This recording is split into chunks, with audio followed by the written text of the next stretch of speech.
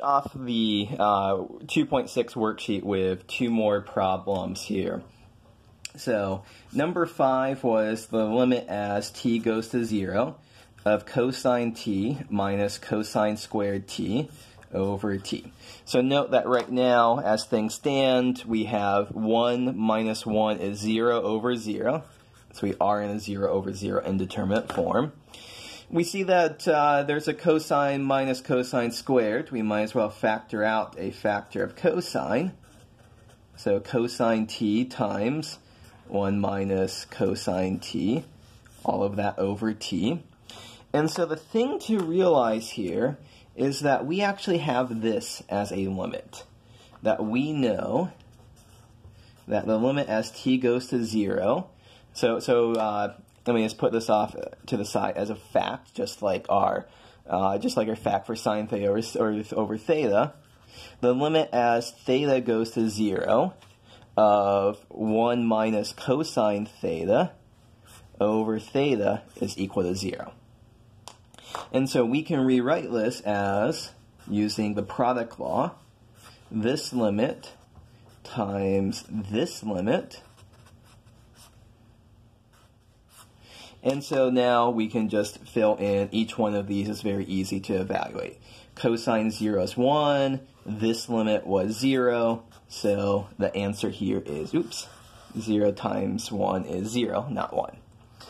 So that is one final example using, in this case, the other important trig limit that we discussed in this section. To finish off this video, let me do let's real quick just talk about the limit as x goes to 1 of x minus 1 times sine of pi over x minus 1, this limit. So this is one where, if you remember the instructions, you were told to use the squeeze theorem on this one.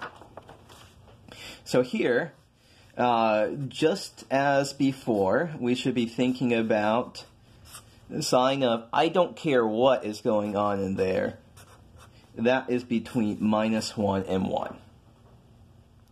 And so then we can multiply through each side by x minus 1. And so this is going to be true if, there is one place where you have to be careful with here, this is true if x minus 1, well, we don't want that to equal 0, but we also want it to be, really there should be absolute values on everywhere here, because, well, what happens if x is a little bit smaller than 1? If x is a little bit smaller than 1, x minus 1 is negative, and so we would have had something positive here, something negative here. The inequalities are in the wrong direction. So the natural thing to do would be to not have those absolute value signs on, but we realize that we need those absolute value signs. And so the absolute value signs don't hurt us too much, because it's pretty easy to see that the limit as x goes to 1 of minus absolute value x minus 1 is 0. The limit as x goes to 1 of positive absolute value x minus 1 is also 0. So this limit is 0, this limit is 0 as x goes to 1. So this limit, what am I missing here?